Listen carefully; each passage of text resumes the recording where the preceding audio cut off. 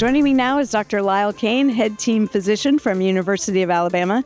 My question for you is, how have the Knotless FiberTak suture anchors changed the way you address shoulder instability in your athletes?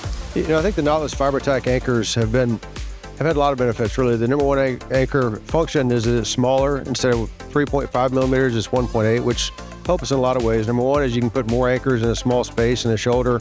You have better fixation because of more fixation points, which I think leads to better healing, better return to play, less revision rates. And overall, I think it's a really big benefit for the athletes.